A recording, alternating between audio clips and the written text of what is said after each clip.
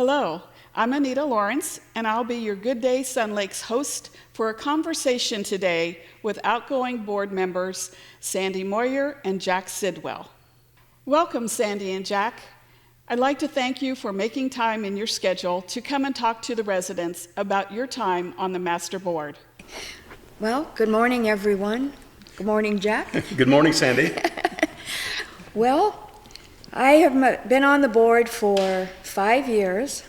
My last date official is April 14th. And during those 5 years, it's been a roller coaster ride for sure.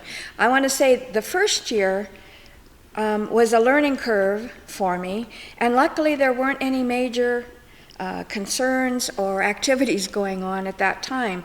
But after that, I don't know what happened, but away we went. The many challenges that I had to address was the second year was we had the BOE, as everyone knows, and along with that there was the up and down about whether we were going to give out traffic tickets for speeding and so forth in Sun Lakes, which was a major upheaval. Then we had finding a new management company, which took us a good 6 months. Yeah, good 6 months or a year. To go out and do that. That was a lot of time, very challenging, sleepless nights, because it was a major change and we wanted to make sure that we got it correct. And then came COVID, and that was the major one. Yep. that got us. And when I think about that, I called it the good, the bad, and the ugly, because the bad was we had to shut everything down, and we all had to be isolated. That sense of community went out the window. And then they would allow us to open up, and we'd get it open, be open 2 weeks, and boom, nope, got to close down again. It was not only hard on the residents, it was hard on the staff. I mean, First Service was quick to respond and get things put in place the way you were supposed to, and made sure we followed all the county and state guidelines. They've done a marvelous job at it too. They have, and setting up and spreading out the tables, then when they closed again, telling us how are we going to have our board meetings so that the residents can be a part of it. And of course you all know the Zoom did not work too well. We tried, but it did not work very well. But eventually then we were able to film it and get it on Channel 97, so you could watch it. The ugly, of course, was losing all of our friends and neighbors that fell to that ugly COVID-19. But some good did come out of this. Losing our staff was one of the problems we had.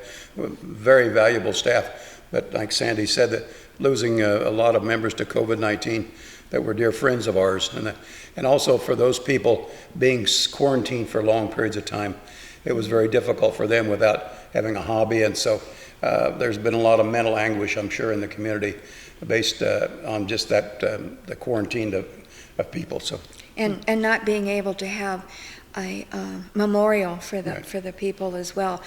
To me, that was just heart-wrenching. Yes, it was. It was. And but communication.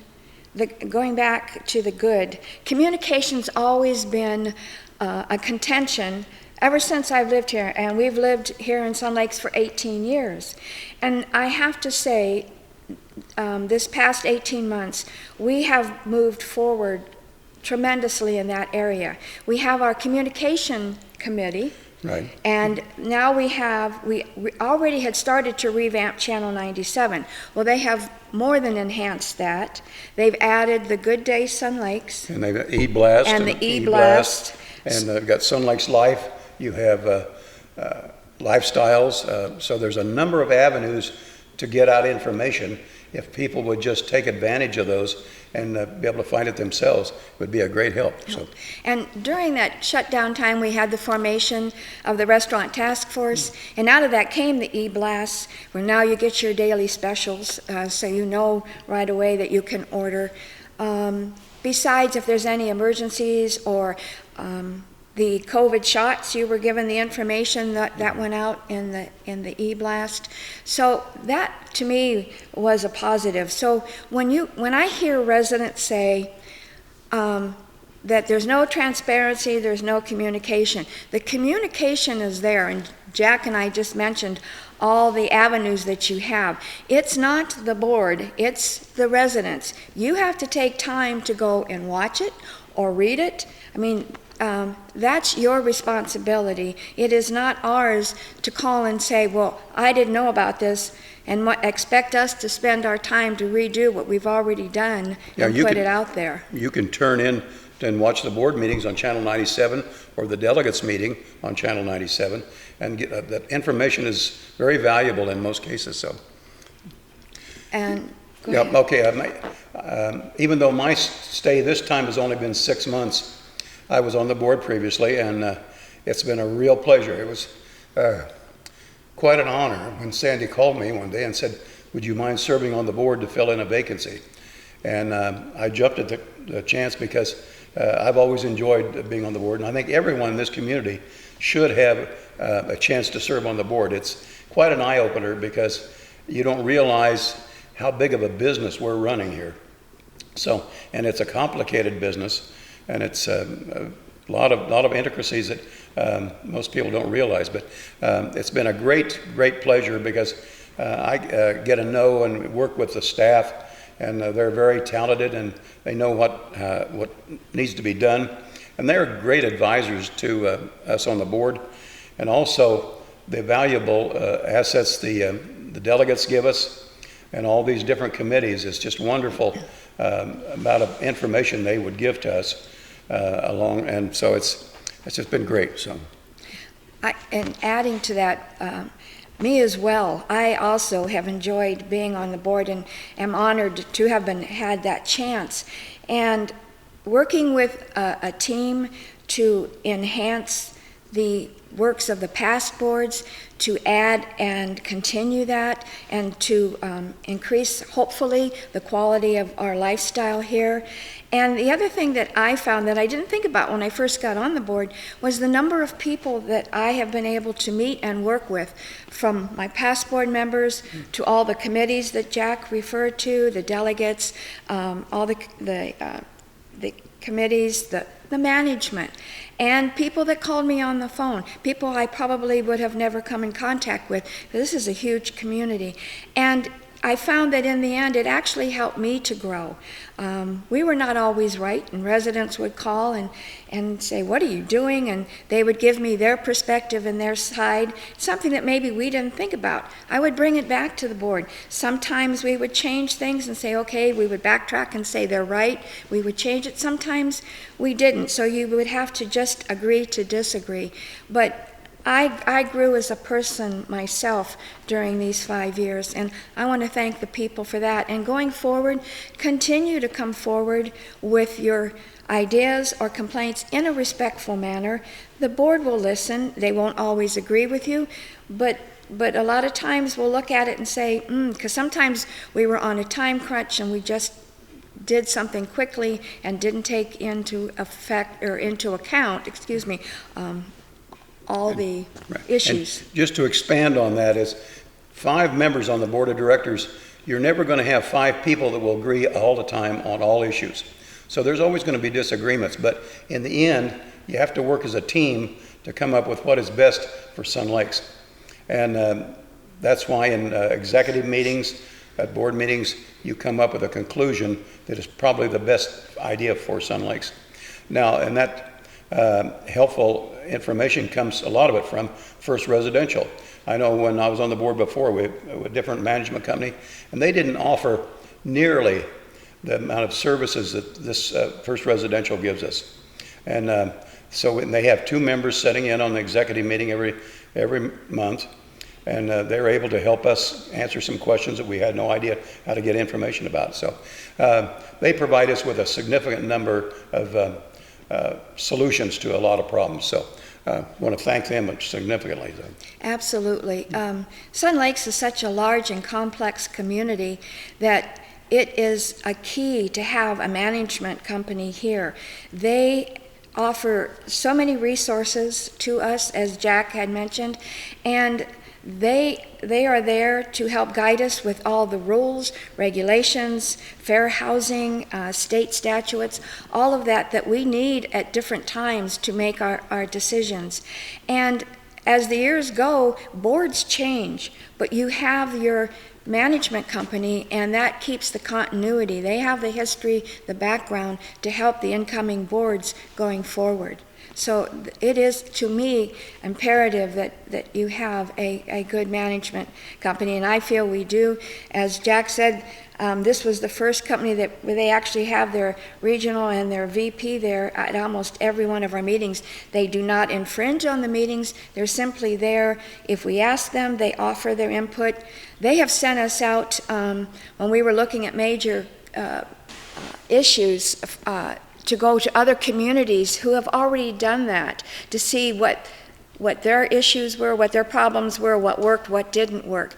We never had that before. So that was very beneficial to the whole board during those processes.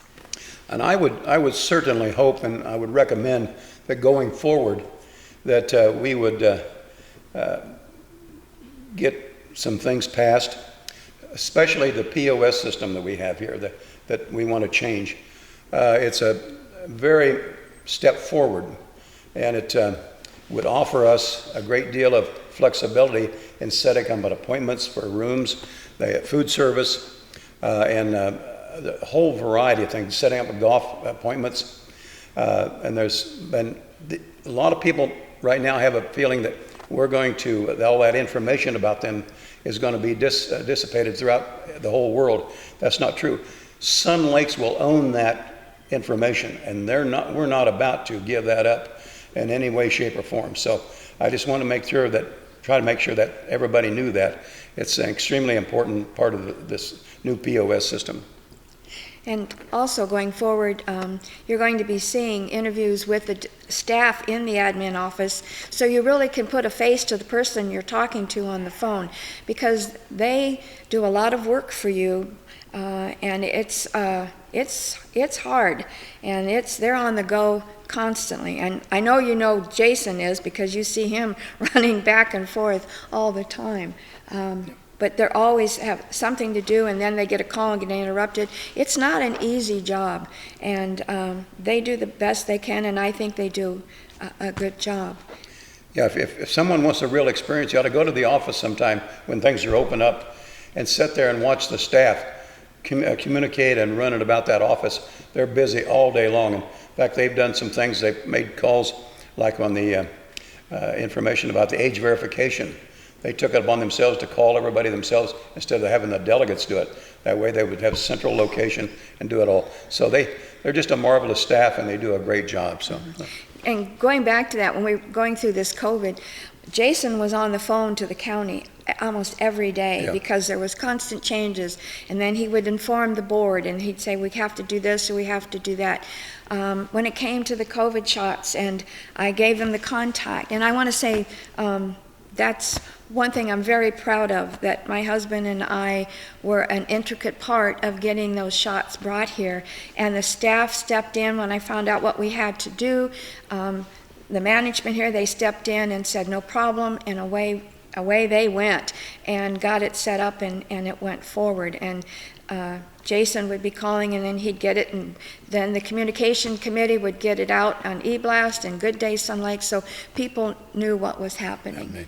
And I want to thank Sandy and George, too, for this COVID, setting this whole thing up. It's been marvelous. In fact, hopefully maybe we can get the flu vaccine the same way done. So this leads to other avenues. So we're hoping that this will take place. So. Yeah. And I was trying to think of all the things that we've done. I am proud of the change in the management company, of the COVID shots. The Spectrum contract was another one that we got through, and I know that was, people were concerned and a lot of questions, and they didn't quite understand, and we were trying to explain. But once it happened, once they got that final bill and saw how much money they saved, then I think most people, okay, I got it. And most people don't realize that how smoothly it went off. Even the board members thought this is going to be a total fiasco, but it actually ended up running very, very smoothly. And so it came off absolutely beautiful. What most people don't know, though, is the beginning, in the beginning of this contract, Spectrum was playing a game. And when I say, excuse me, Spectrum, I'm talking about their corporate. And they would send me an email and say, okay, Sandy, we got this set. You need to come down and sign the contract. I'm going, what are they talking about?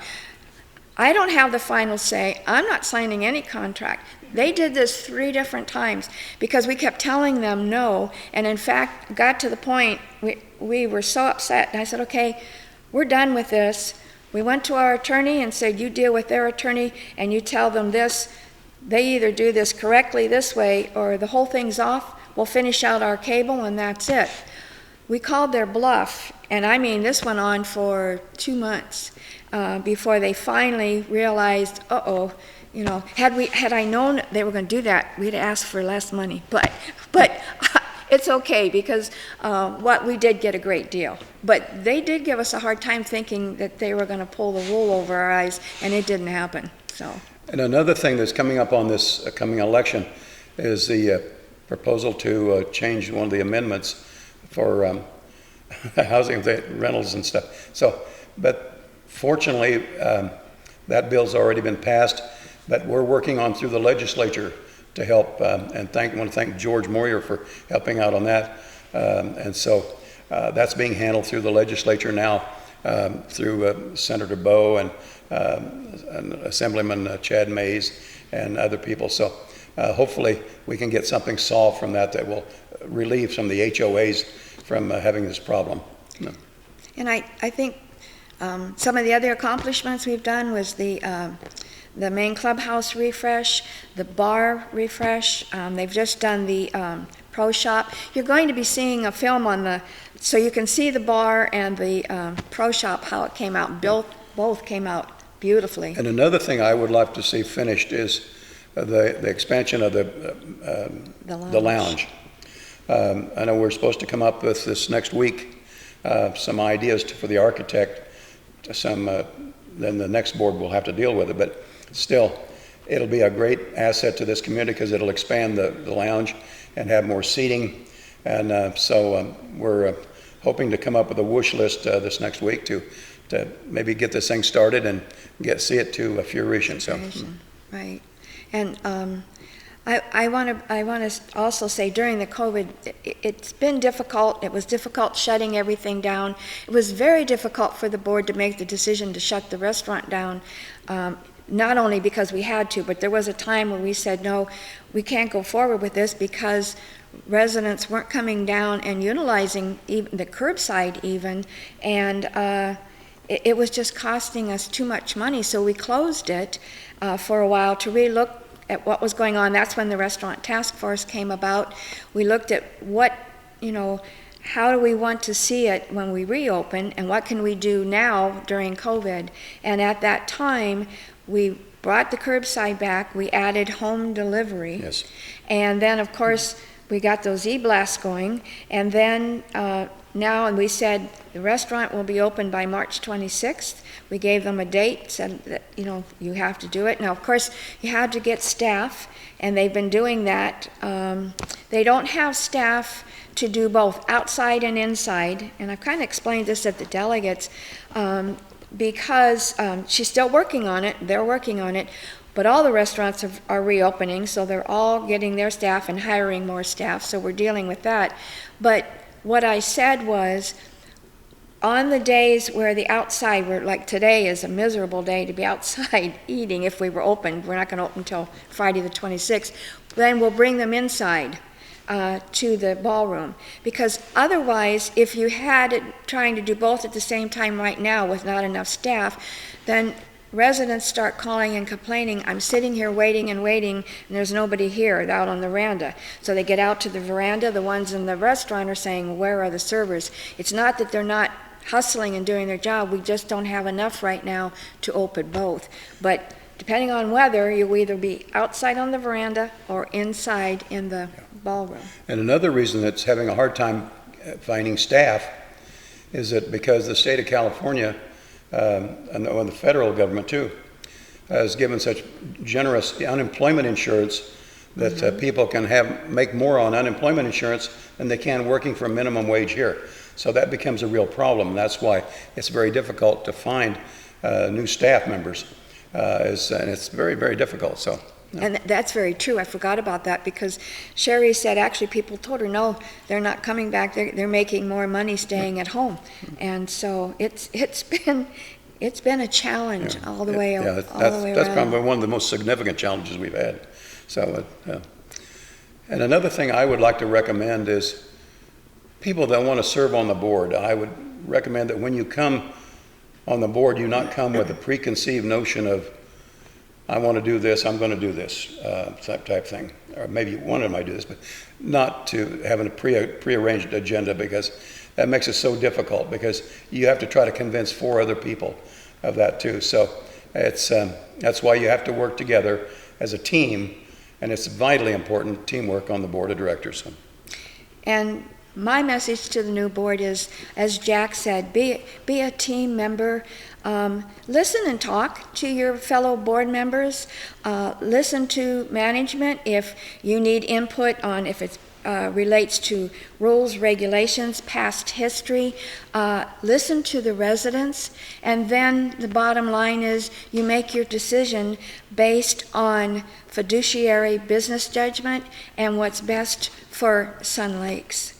And that's all you can do. You do what's best and what's in your heart. Yeah, it's amazing how, when you get on the board of directors, how it's easy to find out how much money you have to spend keeping this operation running properly and the way that it was intended for. Just dealing with trees alone that Presley put in. Now they're all mature. Some of them are having to come out. They're falling down, creating problems. So it's a real upkeep problem for the infrastructure. So it's an interesting challenge, the board of directors. So. Yes. And I'm looking forward to the residents being able to come back out. We get all the amenities open again, and they can all come back. I think we're all going to have a much better appreciation for what we have here. That old adage that you didn't really know what you had till you lost it, I think this should have brought some light to many of us of how beautiful a community we have and what we do have here. So I'm really looking forward to seeing my friends and neighbors out and about and laughing and interacting. And me personally, I'm going to play a lot more golf because I won't be running from one meeting to the next 3 and 4 times a week. So, but I will be here. I will be here to help any of the board members if they have a question or any residents. And everyone has told me that sooner or later I'll be back doing something, and they're probably right, but I'm going to take a break. I need a mental and physical break. Well, I want to compliment Sandy because between she and George alone, they've spent 13 years on the board of directors, and that's amazing to me. So thank you, Sandy. You're welcome. Thank you. So I want to just say goodbye. Not really goodbye. Just I will see you, but with a different hat this time, and looking forward to getting back to normal. Yeah, the same for me. I'm not going to go anywhere. I'll be glad to answer questions for people, and so I want to say thank you again for the board of directors and to our staff. Thank you. Thank you. Thank you so much, Sandy and Jack, for giving us some insight into your time on the Master Board.